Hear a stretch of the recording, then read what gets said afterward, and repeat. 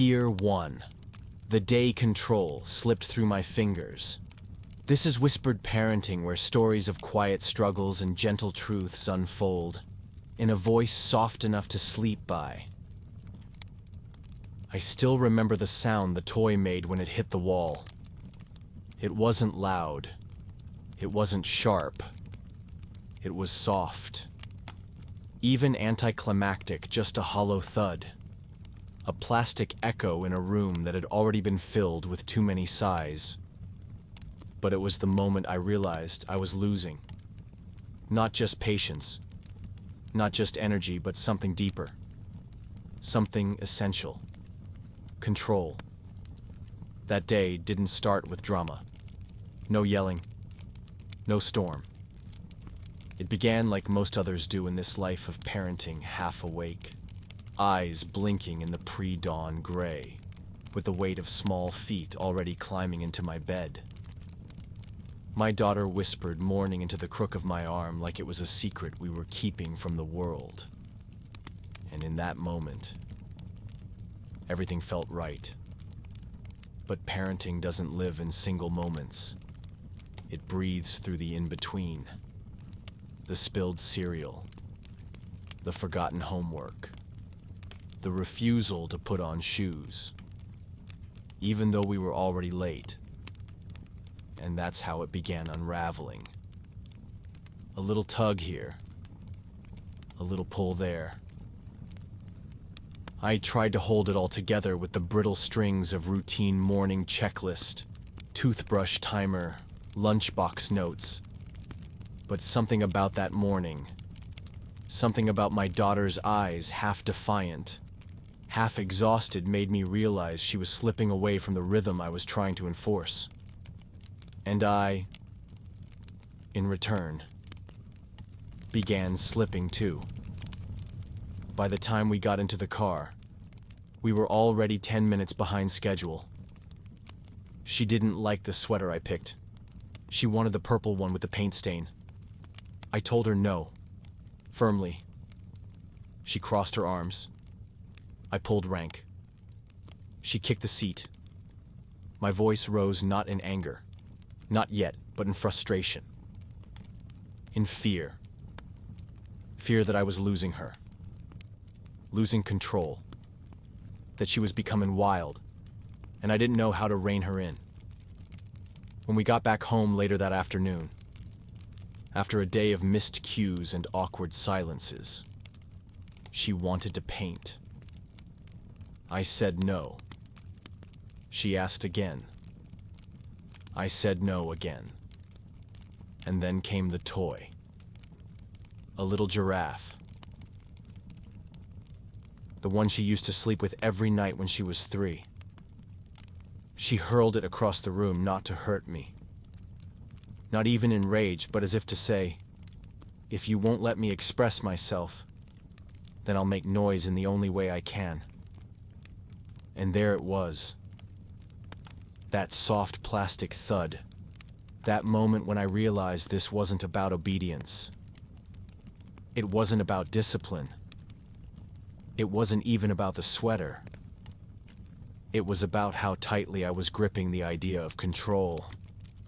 And how quietly, heartbreakingly, she was trying to hand me something else. Trust.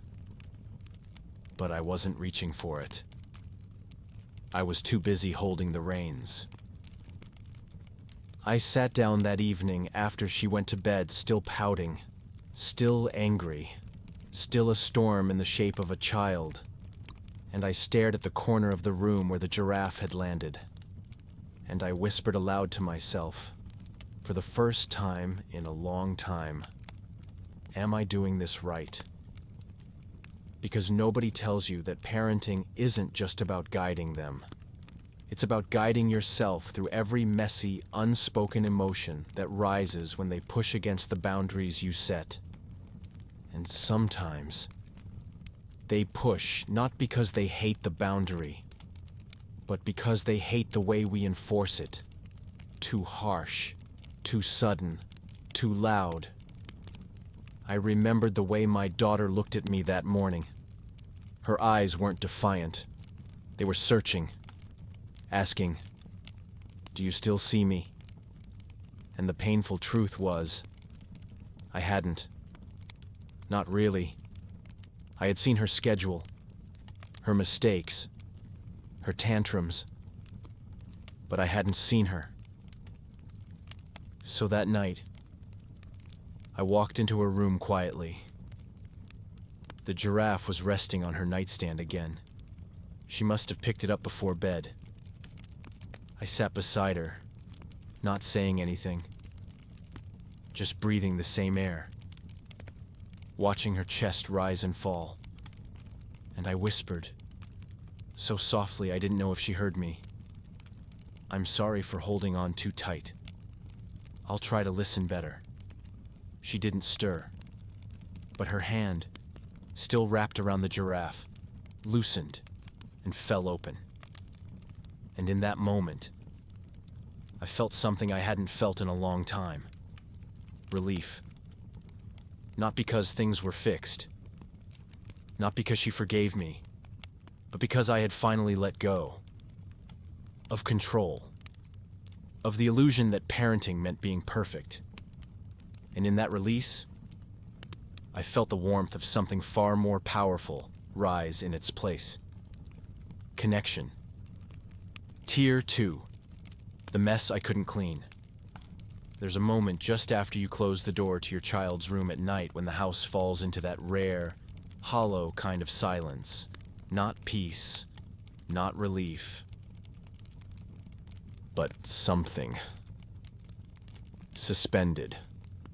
Like the air hasn't decided what emotion to hold yet. That's when I saw the mess. I wasn't looking for it. I was just walking past the playroom, intending to head straight to the kitchen for the kind of tea you don't even really want, just a cup to hold, to feel less alone. But I paused at the threshold. Toys. Crayons. A spilled cup of juice already drying into the fibers of the rug. A pair of mismatched socks draped over a book. Stickers, tiny stars, and hearts scattered like they'd tried to map out some galaxy of rebellion. And I froze. Not because I hadn't seen messes before. I had. Every day. I cleaned them. Folded them. Disguised them in bins with neat little labels that said things like building blocks and pretend food. I'd become an expert in hiding chaos behind a curated shell of order. But tonight was different. Tonight, I felt like the mess was inside me too. I sank down to the floor slowly, legs crossed like I was joining an invisible tea party that had long since adjourned. The carpet was cold beneath me, and my knees ached from the day, but I didn't move. I just stared at the mess. And then, for some reason, I began picking up one crayon at a time. Not frantically, not resentfully, just thoughtfully. There was a red one, broken in half. I turned it over in my fingers and saw a name carved into it, hers. My daughter's name, etched in the sloppy, loving handwriting of someone still learning how to hold a pencil. And it broke me. Because in that one broken crayon, I saw everything I had missed. All the times she tried to leave her mark. All the moments she had made something and brought it to me. And I'd nodded absently while scrolling through emails or half listening to a podcast about conscious parenting. The irony wasn't lost on me. I picked up a small piece of paper, folded like a letter. It was blank. But I could tell she had tried to write something before giving up. Maybe it was meant for me. Maybe it was just pretend. But I imagined it saying, "Do you see me again?" That question. Again. That ache. I didn't cry. Not yet. But I felt the pressure build behind my eyes, the sting of knowing that love sometimes leaves a trail of small, unspoken heartbreaks. And parenting is full of them. Moments when you forget to say thank you. Moments when you correct too quickly. Moments when you assume their silence means compliance, when really, it means confusion. And what's worse, it wasn't just her mess I couldn't clean. It was mine.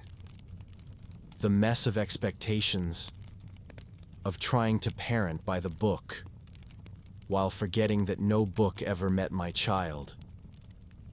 The mess of saying we'll play later too many times.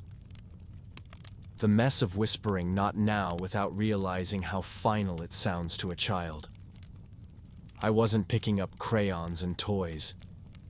I was picking up apologies I had never said. I leaned back and stared at the ceiling. It was quiet. Not peaceful, but not cruel either. Just quiet. I thought about all the articles I had read, the Instagram posts, the reels of gentle voices telling me to breathe through the tantrums, to validate her emotions, to choose connection over control. I had tried. God. I had tried. But what they don't tell you is that sometimes connection isn't a choice you make in the moment. It's a choice you prepare for with 100 tiny decisions long before the storm hits. It's in the way you pause when they tug your sleeve. The way you kneel down when they speak. The way you really look into their eyes when they're talking about dinosaurs for the 10th time that day. And I hadn't done those things. Not always. Not enough. So there I was, sitting in a sea of tiny plastic plates and pretend vegetables, with the ghost of her day still lingering in the room. I closed my eyes, and I remembered this wasn't about being perfect. It was about being present. And maybe tomorrow, I wouldn't be perfect either. Maybe I'd still raise my voice when I shouldn't. Maybe I'd still forget the name of the stuffed animal she wanted to bring to school. Maybe I'd still burn the toast. But maybe I could also remember how this moment felt. This moment of sitting in the mess. Not to clean it. Not to fix it. But to witness it. Because maybe, just maybe, that's what she needs most of all. Not a cleaner room. But a parent who's willing to sit in the mess with her. Tier 3. The whispered apology I never said. The night after I sat in the mess. I did something I hadn't done in a long time. I listened at her door. Not to catch her sneaking toys into bed. Not to check if she had fallen asleep. Not even to make sure she was okay. I just listened to the hum of her breathing, the occasional rustle of a blanket, the tiny murmurs of a child drifting into dreams. It reminded me of the first night she came home from the hospital. How I had stood in the doorway for what felt like hours, afraid she would stop breathing if I looked away. Back then, every sigh she made was sacred. Back then, every sound was a miracle. Now, the sounds were still there, but I had stopped hearing them. I don't know when that happened. Maybe it was during the 3rd year, when tantrums became sharper and schedules tighter. Maybe it was when the nights got shorter and the days blurred into routines: meals, laundry, errands, emails. Or maybe it was when I started to believe the lie that she was okay just because she wasn't crying. I used to think love was loud, that it was big gestures and grand words and carefully planned birthday surprises. But that night, standing there with my hand resting on the doorknob, I realized love is sometimes a whisper you forget to say out loud. There were things I had never apologized for, not because I didn't feel sorry, but because I didn't think it mattered. Because I assumed she wouldn't remember. But kids don't remember everything. They remember the things you never expected them to. The tone you used when you were tired. The way you rushed them through a goodbye. The silence after they said, "Look what I made," and you were too busy to answer. They remember what wasn't said. And what I hadn't said was, "I'm sorry." I thought of the time I snapped at her when she spilled paint on the floor. How her face crumpled not from fear, but from confusion, like she couldn't understand why something so small made me so angry. I didn't say sorry that day. I just cleaned it up in silence. I thought of the night she cried because I turned off the light before she was ready, and how I told her, "You're fine. Go to sleep." She wasn't fine. She needed me to stay. Just a few more minutes. I didn't say sorry then, either. And I thought of yesterday, when she ran to me, holding a picture. She drew two stick figures holding hands, and I said, "That's nice," without even looking up. She tucked it under the fridge magnet anyway. But I saw the way her shoulders dropped. She didn't cry. She just dimmed. That's what guilt feels like, I think. Not a sharp stab, but a slow dimming of the parts of yourself you promised would never go dark. And in that dimness, I stood there just outside her room and whispered the apology I had never said. I whispered it to the night, to the door, to the silence. I'm sorry I wasn't always soft with you, even when you were soft with me. I'm sorry I chose laundry over Legos, quiet over questions, speed over story time. I'm sorry I tried to fix you when all you needed was to feel seen. And most of all, I'm sorry I didn't always show you how much I like who you are. Not just how much I love you.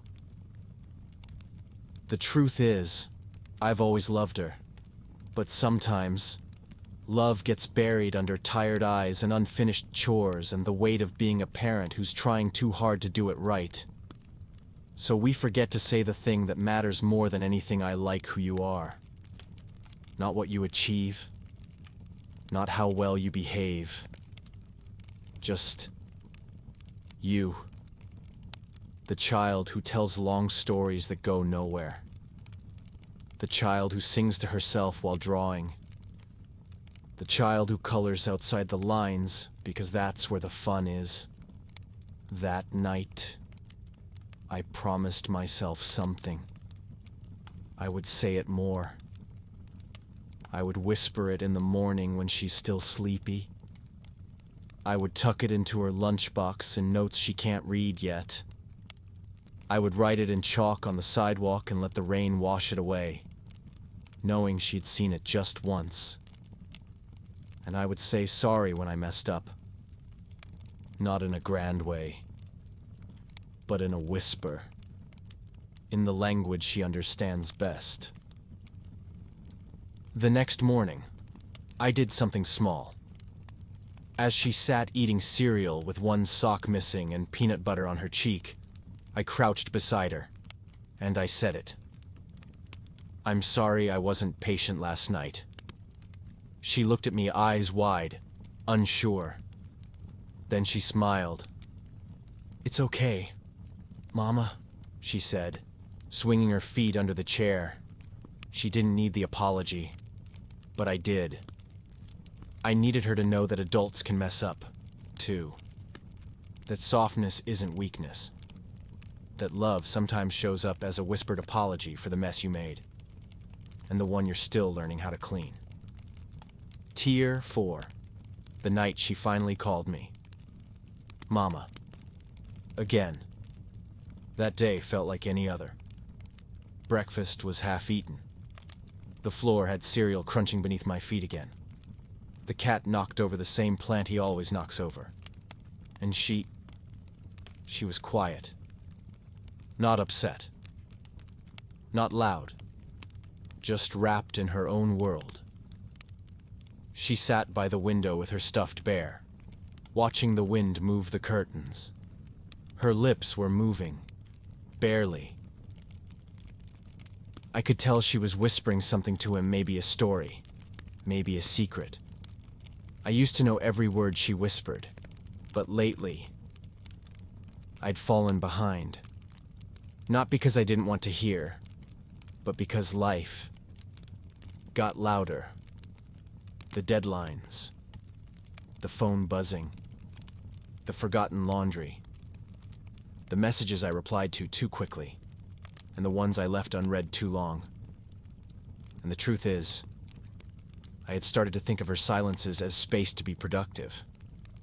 But silences from a child are rarely empty. They're filled with things they don't know how to say yet. And sometimes, things they're afraid to say again. She hadn't called me Mama in weeks. She still spoke to me.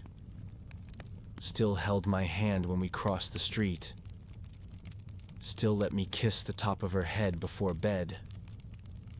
But Mama, that word she once used like a song, had vanished. At first, I thought maybe it was just a phase. Maybe she was growing. Maybe she was just tired. But deep down, I knew. She was waiting. Waiting to know if I was still the same Mama she once trusted with her softest thoughts. That night, it rained. The kind of gentle, steady rain that makes the whole house sound like it's breathing. She was already in bed, her blanket tucked under her chin. I had turned off the light but left the door open a little, just the way she used to like.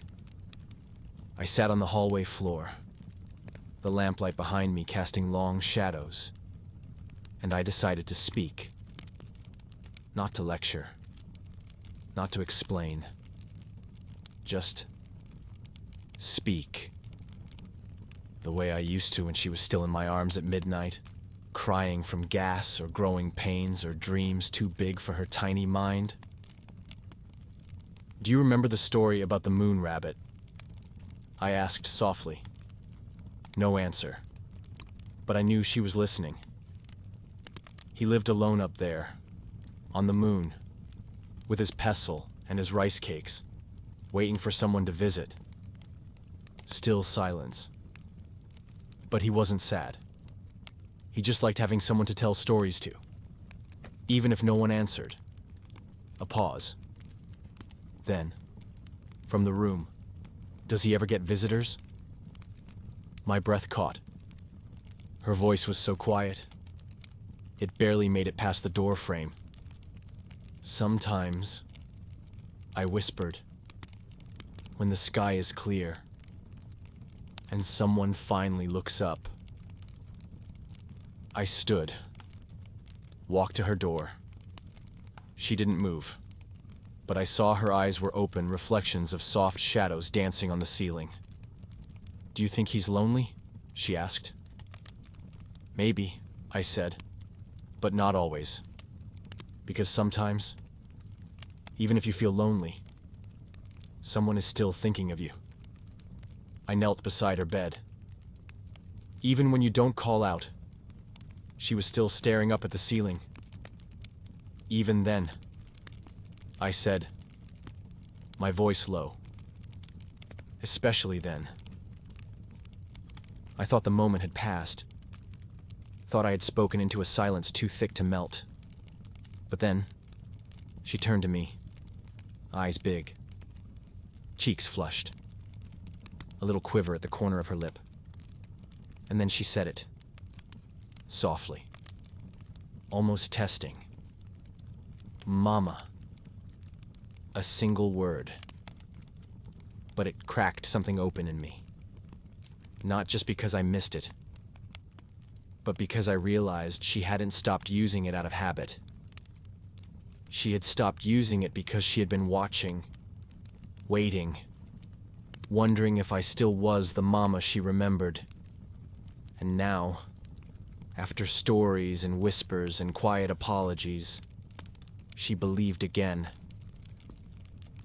I smiled, trying not to cry. Yes. Baby. She reached out her little hand and touched mine. Can you stay for a while? My throat tightened. Of course, I said. I was hoping you'd ask. So I lay beside her. Not to rush her to sleep. Not to sneak out after 10 minutes. Just to be there. The way I hadn't been in a long time. She didn't speak much after that, but her hand stayed in mine. She drifted into sleep, eyelids fluttering like butterfly wings, and I watched her, the way I used to. Listened to her breathing, counted the rise and fall of her chest like each moment was its own little lifetime, because in a way, it was. Each breath a chance to begin again. To parent not from perfection, but from presence. That night, I didn't lose myself in thoughts of tomorrow. Didn't scroll. Didn't check if the dishes were done. I simply stayed. A parent in the dark. A heart wide open. A mama once more.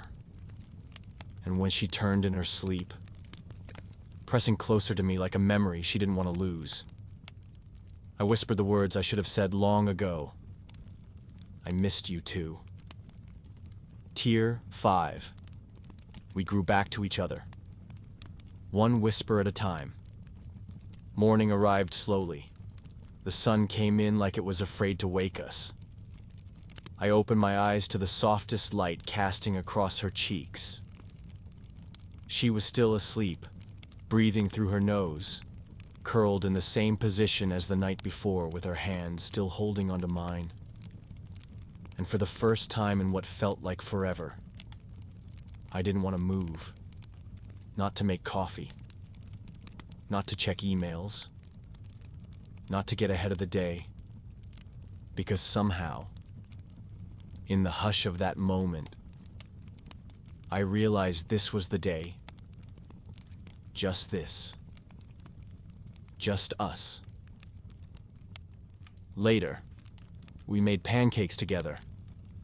And by together, I mean, she stirred the batter with too much flour, spilled half of it on the counter, and giggled when it got in her hair. And I didn't correct her. I didn't wipe it right away. I just laughed with her. The way I used to. Like she was still 2 years old and the mess was part of the magic. Because now I knew she didn't need a perfect mom.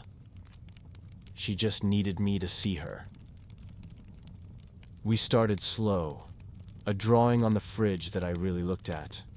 A bedtime where I stayed a little longer. A walk where I let her choose the path even if it took twice as long. They were tiny things.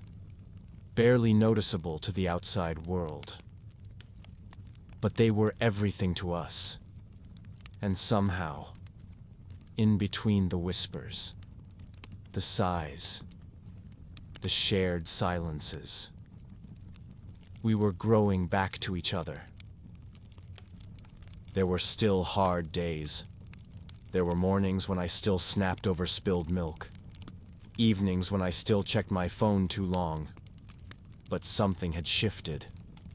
Because now, when she sat by the window and whispered to her bear, she'd glance at me, and I'd glance back. Not as strangers living in the same house, but as two people slowly remembering how to love each other out loud. One night, as I tucked her in, she pulled me close and whispered, "Do you still remember the moon rabbit?"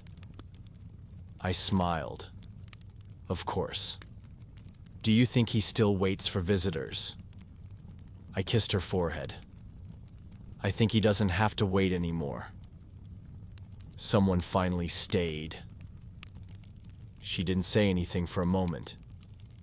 Then quietly, she whispered, "I'm glad you looked up." I think about that a lot. How love can go quiet. How connection can fade not from anger, but from the noise of life. How sometimes parenting isn't about teaching. It's about returning.